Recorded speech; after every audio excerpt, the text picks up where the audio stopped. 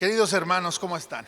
Buenos días. Qué gusto volver a estar aquí en este hermoso templo. Siempre que vengo, digo, qué bendición mis hermanos que están en una zona privilegiada. Están en una ciudad habitada por muchas personas. Tienen un templo hermoso, tienen una escuela. Digo al Señor y oro, Señor, que cada uno de tus hijos y tus hijas puedan ver la bendición de tener una casa espiritual donde llegar, donde orar, donde escuchar y aprender la palabra de Dios. Que el Señor, hermanos, nos ayude a ver todas las bendiciones que son dadas por Él. ¿Qué piensa de las lecturas del día de hoy? Preciosas, ¿verdad? Cada una de ellas. Pero hoy, hermanos, porque seguimos celebrando el domingo de resurrección. Para el cristiano, el día o el periodo de resurrección no es solamente un día, sino una temporada. Es más, cada domingo aquí celebramos que Cristo, hermanos, no está muerto en una tumba, sino que Cristo vive para siempre. Y este Señor resucitado tiene una conversación con sus discípulos, según lo que hemos visto en este mensaje. Y estará usted de acuerdo conmigo que hay pláticas y conversaciones que lo pueden cambiar todo. Quizá usted recuerda una conversación importante en su familia. Quizá le ha tocado estar con algún familiar recibiendo un diagnóstico difícil, o bien tuvo esta conversación donde su cónyuge le declaró su amor. ¿Qué acerca de las palabras que un padre o una madre pueden darle a sus hijos antes de un viaje? Son palabras que dejan huella, hermanos. Pero ninguna de estas conversaciones se puede comparar con la que usted y yo podamos tener con Cristo resucitado. Porque cuando Él habla, hermanos, no solamente nos informa de algo, sus palabras nos transforman. ¿Cuántos le dan la gloria a Dios? Así que en esta conversación, una muy importante que tiene con Pedro, hermanos, no se trata solamente de peces o de fracasos, se trata de gracia, de restauración y de un llamado renovado. Y es este Cristo resucitado, hermanos, que nos habla el día de hoy. Te habla a usted donde usted está, no para condenarlo o castigarlo, sino para escuchar su voz y ser restaurados. Ponga mucha atención en la primera pregunta que Jesús le hace a sus discípulos. Hijos, ¿tienen algo de comer? Hijos, ¿tienen algo de comer? ¿Qué es lo que está haciendo el Señor aquí? Él está confrontando un vacío que tenemos en la vida con una pregunta de gracia. El texto nos dice que había sido una noche larga. 7 de sus discípulos, incluyendo a Pedro y a Juan, habían vuelto a sus barcas en el mar de Tiberias. Y no sé si a usted le ha pasado, pero en ocasiones estamos en algún lugar teniendo alguna plática y de repente piensa, yo he estado aquí en algún momento en mi vida, he tenido esta charla. Algunos lo dicen, esto es un déjà vu. ¿Sabe más bien qué es? Es que el cerebro encuentra manera de asociar situaciones, experiencias o pláticas. Pero imagínense por un momento lo que los discípulos tuvieron cuando fueron a esta pesca, pero sin resultados. Habían ido a pescar toda la noche y una vez más, como cuando el Señor los conoció, no pescaron nada. Hasta que Jesús les pregunta, hijitos, ¿tienen algo de comer? Jesús sabía que no habían podido obtener nada. No pide información. Más bien Él está pidiendo una confesión. Y ellos reconocen diciendo, no, Señor, no hemos pescado nada. Y esta respuesta solamente nos habla de qué tan inútil es el esfuerzo humano sin Cristo. Lo voy a decir una vez más, hermanos. El esfuerzo humano sin Cristo es inútil. No lo digo yo, lo dice la palabra de Dios. Juan 15:5 dice: separados de mí, nada pueden hacer. El Salmo 127 dice: si Jehová no edificare la casa, en vano trabajan los que la edifican. Romanos 10 dice que aquellos que ignoran la justicia de Dios y quieren establecer su propia justicia, en realidad son rebeldes a Dios. El pastor Martín Lutero lo decía de esta manera: las obras del hombre sin la palabra de Dios son pura necedad y oscuridad. ¿Qué tal, Fuertes declaraciones del pastor Lutero. Las obras del hombre sin la palabra de Dios son necedad y oscuridad. Sin embargo, en este encuentro Jesús no los reprende. No dice: ya ven, se los dije. O no dice: no aprendieron bien, se los estoy diciendo 50 veces. ¿Por qué no tienen fe? No. En cambio, Jesús les da un regalo y les dice: una vez más, y las veces que sean necesarias, echen la red a la derecha de la barca. Y la Biblia dice que otra vez la red se desbordaba, inclusive cuenta el número de pescados, más de los que podían imaginar. ¿Se acuerda usted cuando en la primera referencia en esta pesca milagrosa, qué es lo que les dice el Señor? Sígueme y yo te haré pescador de hombres. ¿Sabe por qué, hermanos? Porque la fe en Dios es tan hermosa y tan preciosa, que nos derrama y abunda el amor de Dios, que Dios no quiere que nos seamos egoístas y nos quedemos todo. Él quiere que compartamos. Y decía un pastor: el hecho de que sea contado hasta el último pescado quiere decir que para Dios todos somos importantes. Las personas con las que usted interactúa, los miembros de su familia, sus vecinos, sus compañeros, los estudiantes, Dios los conoce. Y sí, a ellos también Dios los manda. Así que Jesús nos confronta con este vacío para darnos cuenta que los placeres de este mundo jamás nos van a satisfacer de la manera que su amor cubre nuestra vida. Así que el Señor no espera que arregles tu vida para que vengas a Él. No, Él te encuentra donde estés. Él te interrumpe en lo que estés haciendo. Y en medio de eso dice: déjame llenar tus redes. Gloria a Dios. Pero después de eso, el Señor le dice: vengan y coman.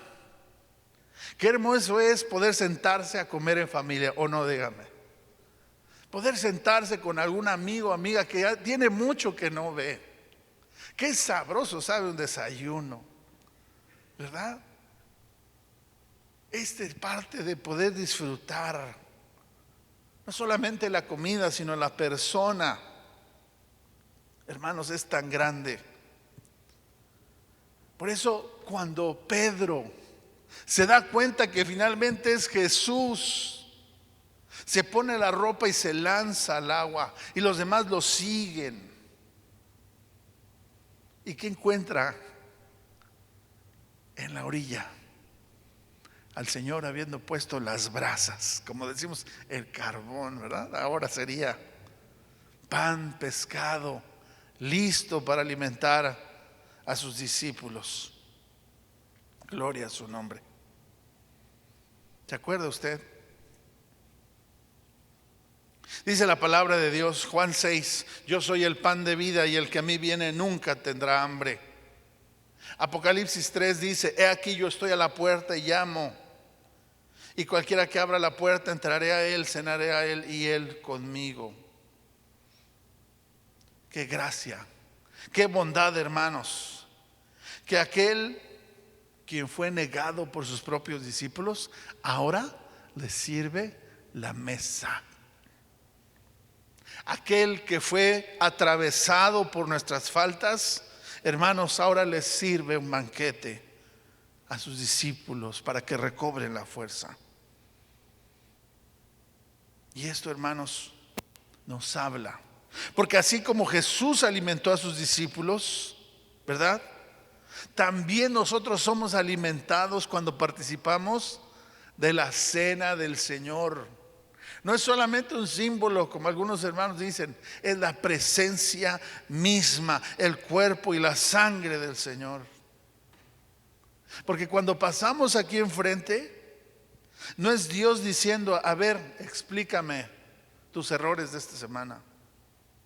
Él no dice, a ver, déjame ver si eres suficientemente digno o digna para acercarte. No, hermanos. Él dice, ven, confiesa tus faltas, toma y come, porque para eso di mi cuerpo por ti. ¿Verdad? Quizá me negaste, quizá fallaste, pero veo tu corazón ahora. Siéntate y come, porque este lugar lo he preparado para ti. Gloria a Dios. Entonces ya vimos una pregunta. Primero, ¿ya comiste? Nos pregunta Jesús. ¿Tienes de comer? La segunda pregunta que Jesús le hace a Pedro: ¿me amas? Y es la misma pregunta que Dios nos hace en esta mañana. Iglesia del Señor, diría Jesús, ¿me ama? Y aquí llegamos al centro de la conversación. Porque Pedro, el hombre que le había dado la espalda a Jesús en el momento más importante, le pregunta, es confrontado. Y no le reclama diciéndole, ¿dónde estabas? ¿Por qué huiste? Eres un cobarde. Tampoco le recrimina, o como lo hacemos a veces, le aplicas la ley del hielo. Voy a saludar a los otros menos a Pedro. No, Señor. Él viene. Y Jesús le da la oportunidad de responder 3 veces. Las mismas 3 veces que Pedro negó a Jesús. Pedro se puso triste. Pero a veces, hermanos, el dolor es sanador. A veces el dolor en la vida al que ahuyentamos, a veces esa incomodidad que sentimos cuando viene la palabra de Dios como una medicina, así como cuando usted se pone alcohol. Dice, ah, caray, cómo arde. Sí, pero lo necesita usted. Sí, es lo que nuestra alma necesita para que pueda ser limpiada por Él. Y al final, Pedro le dice, apacienta a mis corderos, pastorea a mis ovejas. El Salmo 51 dice, al corazón contrito y humillado no lo despreciará Dios. Así que, hermanos, Jesús no reemplaza a Pedro tampoco. Porque eso es lo que hacemos, ¿verdad? Si alguien no nos funciona, consíguete otra. Vivimos en una cultura en donde si nos descompone la aspiradora, cómprate otra porque sale más caro. Ya se cayó tu celular, es más fácil que te compres otro. Y así pensamos que las personas también son intercambiables, ¿no? No funciona, me falló, perfecto, a lo que sigue y a la persona que sigue. Mire, hermanos, Jesús no reemplaza a Pedro, lo reinstala, lo restaura. Nuestro llamado a seguir a Cristo, hermanos, es permanente, es constante. El Señor, si usted se ha equivocado, no lo anula, no lo aparta, al contrario, lo restaura, lo consuela, lo limpia, lo levanta, hermanos, y lo vuelve a enviar una vez más. Escuche esto, cuando Cristo, dice el pastor Lutero, cuando Cristo perdona sus pecados, los perdona verdaderamente y el pasado ya no lo recuerda más. Ya no más, hermanos. Ya no se castigue por el pecado de su pasado. Cristo ya lo perdonó. Vea a dónde ahora el Señor lo está enviando con su perfecto amor. Mis hermanos, todos en algún momento, con nuestras acciones, hemos negado a Cristo. Pero Jesús no nos echa fuera.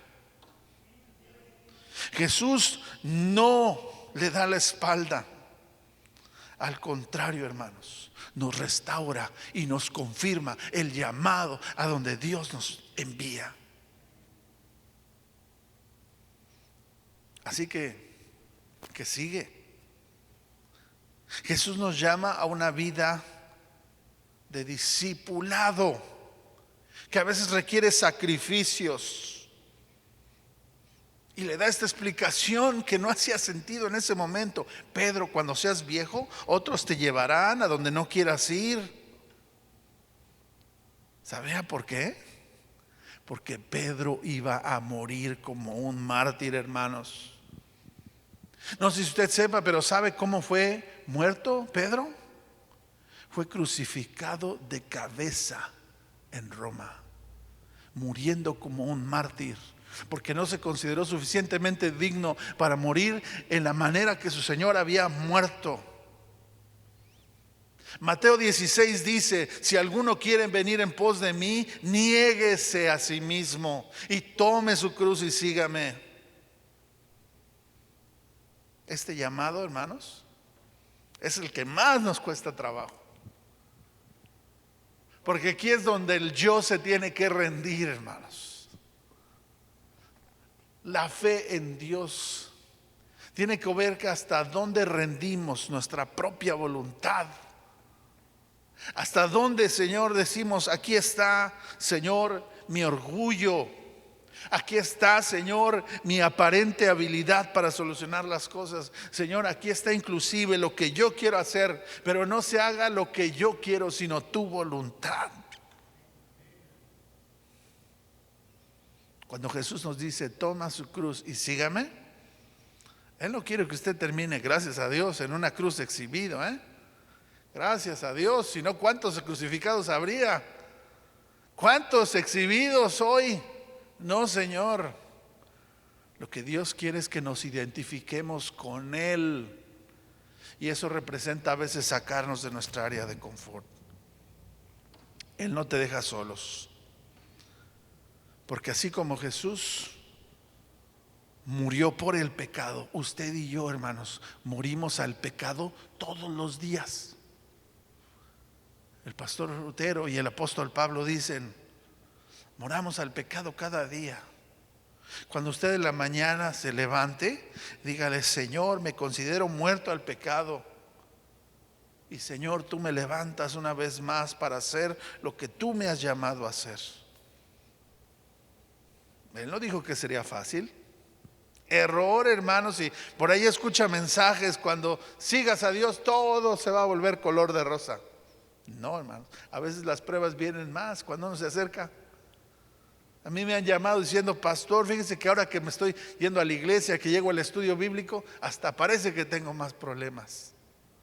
Y yo le digo: no se desanime, porque a veces es el diablo que quiere tumbar su fe. Pero Él sí nos dice: ¿me amas? Apacienta mis ovejas. ¿Cuáles son las ovejas que Dios le ha concedido a usted para que apaciente? ¿Quiénes son las ovejas que Dios quiere que usted alimente? Y no me refiero solo a la parte económica. ¿A quién Dios lo está enviando a usted para darles de comer la palabra de Dios? En conclusión, hermanos, antes de que se me duerman, ¿qué significa esta conversación que Jesús tuvo con sus discípulos? Ante la pregunta: ¿tienen algo de comer? ¿Cómo está nuestra vida? ¿Está llena de la palabra de Dios? Cuando el Señor dice: vengan y coman, el Señor nos está llamando a ser restaurados. Cuando Él nos pregunta: ¿me amas? El Señor está viendo qué hay en nuestro corazón. Y yo sé que de los que están aquí el Señor va a encontrar fe. Quizá no perfecta, no completa, pero el Señor encuentra fe. Y esa pequeña chispa de fe, hermanos, dice la palabra de Dios, que si esa fe fuera como del grano de mostaza, para el Señor es suficiente para escuchar estas palabras. ¿Me amas? Sígueme. Esta no es una historia que pertenezca al pasado. Esto, hermanos, sigue estando vivo. Cristo nos sigue llamando. Cristo está con nosotros en la cena del Señor. Cristo nos envía a predicar el evangelio a toda criatura y nos dice: sígueme. Y por el poder de su Espíritu Santo respondemos: sí, Señor, sabes que yo te amo. Quizá no perfectamente, sino por tu gracia preciosa. Para la gloria de Dios el Padre, el Hijo y el Espíritu Santo. Amén.